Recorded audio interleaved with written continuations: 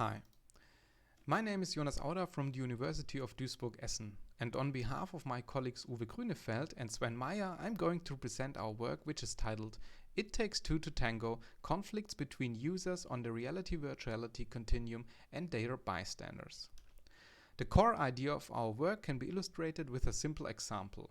In this picture, we can see a user who is immersed in a VR application. Somehow, the user is challenged by a specific task and states that help is needed.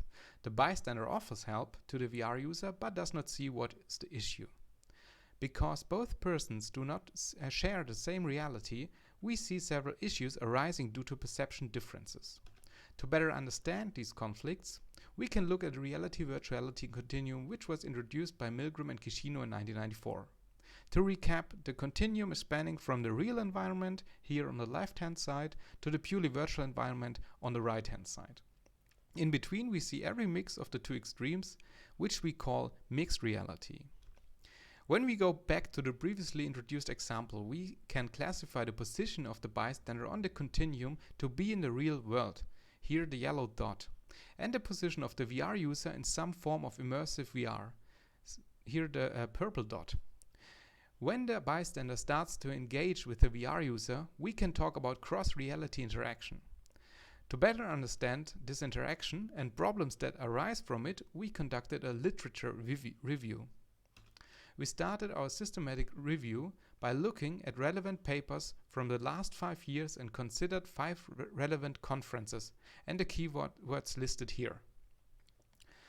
From the literature, we derived social settings that are mainly in focus of the conducted research. These are private settings, semi-private settings like work and school, and public settings, for example plane flights and public transportation.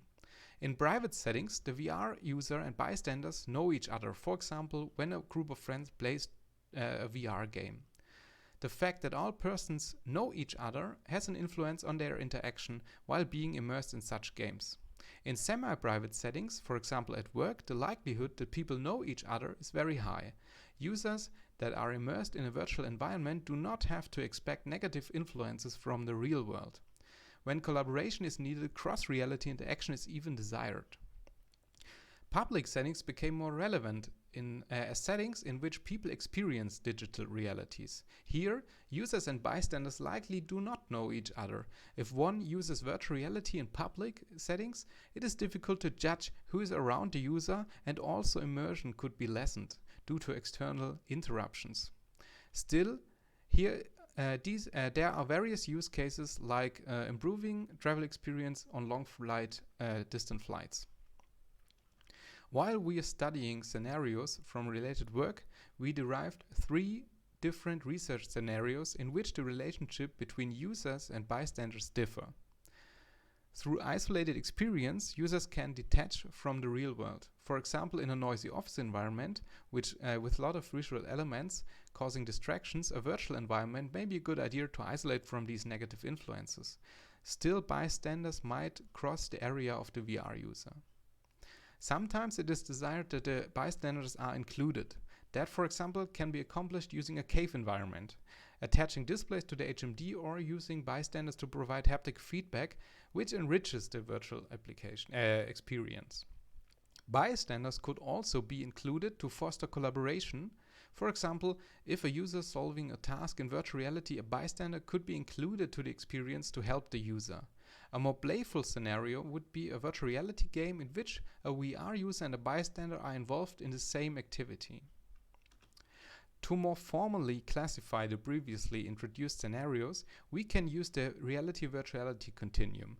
The distance between a user and a bystander on the continuum can be used to illustrate the relationship in different scenarios. For example, during an isolated experience, the virtual reality user is far away from the bystander and no transition on the continuum from either the user or the bystander is happening.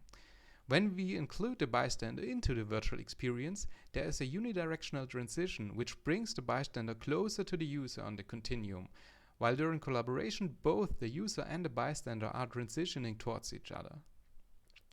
We now want to suggest research opportunities referring to the previously introduced settings and scenarios.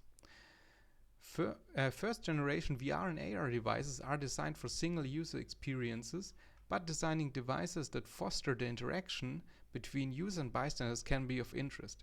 New technologies might allow transitioning along the continuum smoothly. That would allow a user and a bystander to interact by gradually transitioning into the reality of each other. Finally, researchers might face challenges while investigating mixed reality scenarios. Tools and frameworks might help us to describe and analyze these scenarios to understand the interplay of involved users, objects, and environments.